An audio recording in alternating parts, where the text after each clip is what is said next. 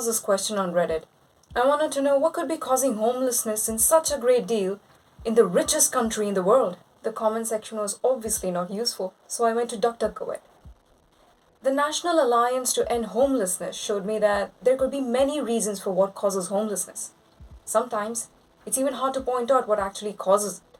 However, one study showed that affordable housing is one of the biggest factors that causes homelessness. Affordable housing.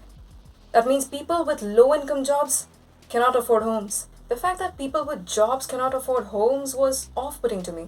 And it got worse when I found that people with master's degrees or PhDs in subjects like mathematics are going homeless. I thought, could it be drug addiction? Because with a degree like that, you could at least have a job that pays you enough to afford housing, right? Well, apparently not. Let me start off with a little bit of a background as to the way US labor market functions. And then I'll show you how you could also end up homeless someday. You see, the United States is a liberal market economy, meaning it's a capitalist system where markets are decentralized, deregulated, and highly mobile. What does that mean? It means it's messed up. Here's what happens in such systems. Since the recession, there were millions of jobs created, but most of them were low-paying jobs.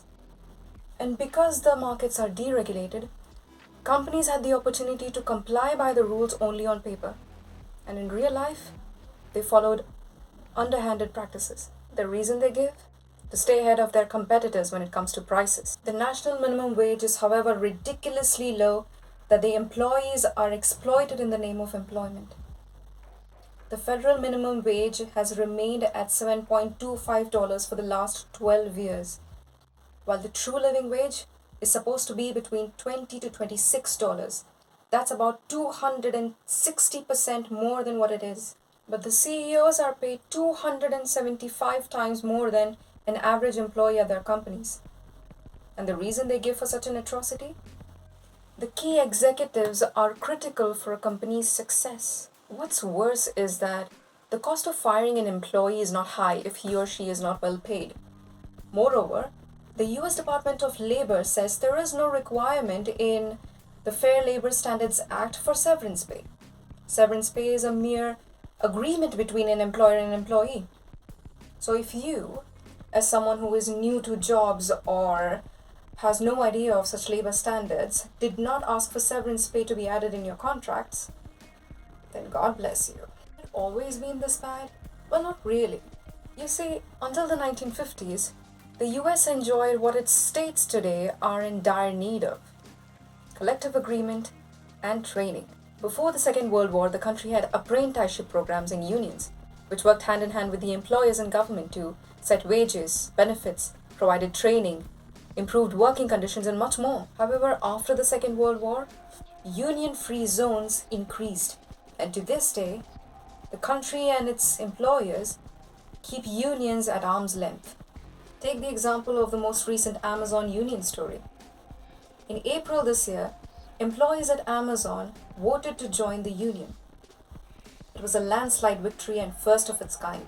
However, Amazon came back saying that they do not accept the results of the ballot, accusing the staff of having threatened the employees to vote in favor of the union. This isn't the only time the US companies have been nasty. For decades, McDonald's has been trying to stop unionization by harassing and intimidating union supporters. Now let me shed some light on their decentralized training system. Because their training systems are not market-led, there's very little formal structure to their national training. And most training decisions are taken by individual organizations themselves. Why is that bad? These certificates or skills are not universally accepted. Think about it. If these training programs are set by individual organizations, they're bound to be specific to their organization's objectives, meaning that they are designed in such a way that they're not general enough for the trained candidates to be poached by other companies, especially the competitors. Now, this is irrespective of the training being received at an organizational level or through an external medium. If the company decides to fire you, you are not skilled enough to match the standards of another company. So your chances of being hired lowers. You are basically becoming less employable with more training. What's worse is that Studies found that people without a university degree are very unlikely to receive company training. That means forget about being employable in other companies. These people are not even safe in the workplace they're already employed at. Because the country relies heavily on immigration to increase its supply of skilled workers, the incentive to develop a more formal system of training decreases. Don't get me wrong, I'm not saying that immigration is bad. I'm just saying, immigrants, think about this. Assuming that you came to this country and settled down because of skilled worker visa. You received your high abilities from your home country and were done with it. But what about your kids? They're provided with decentralized education system whose standards you and I both know of. The concept of college education is being pushed down their throat. The 4-year joyride plan, which by the way costs more than your life, and something that most kids do not complete. And those who do end up being underpaid, underemployed, or even unemployed. Especially those who took up a random easy subject just to boast that they're going to college, while in reality, they would have boded well learning a focused skill that they are interested in and get employed at fair wages that would not let them go homeless at a later stage in life. Well, at least not because of employment. Vocational education in the US today is looked down upon. In fact, schools prepare all students for college. Is that bad? Well, not really. But you see, not all kids are meant for books. Some, maybe most, learn by doing. A debatable yet a relatable example is George Jr., the older brother from young Sheldon. The kid was very bad at school, yet he did really well in selling. So well that he turned out to be the richest among all 3 siblings. The US Bureau of Labor Statistics showed that over 30% of all the students graduate with neither academic nor job skills. It also showed that over 37% of all college graduates today that are employed are doing jobs that require high school level qualifications. If you still argue saying that college degrees could increase your chances of higher pay later in life, then you haven't been paying attention to what I'm saying. In an era when you are beating your chest and yelling on top of your voices to stop outsourcing manufacturing services to the East, because clearly it is one of the reasons why people are losing jobs and moving to the streets. Los Angeles Unified School District, that has over 600,000 students, cut CTE and vocational programs. Unions and centralized training are a boon to industrial relations and saving people from homelessness.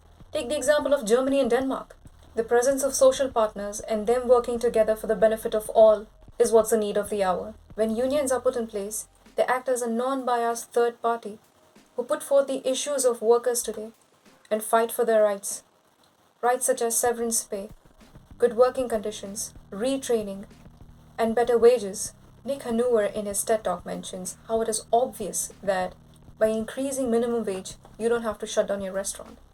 It would mean that more number of people will be able to afford to pay for your food and therefore increase your income. The government should work towards having a regulated training system in place and invest in having a dedicated bureau that works towards skill development in the country.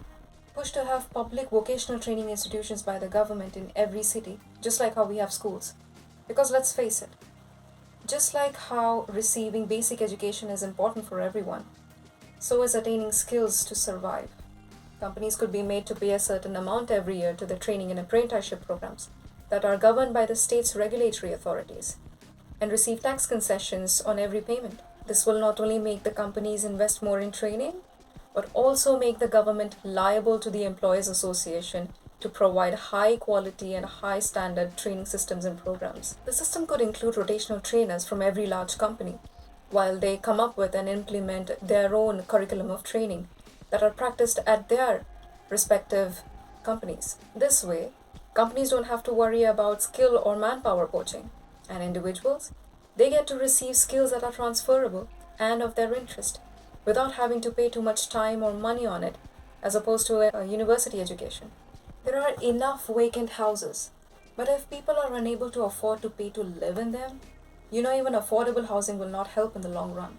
It is when you make the people capable of paying for these homes, or any home for that matter, you've created generations of people being capable of paying for their own homes. It is an investment worth making. It is not capital that creates economic growth, it is people.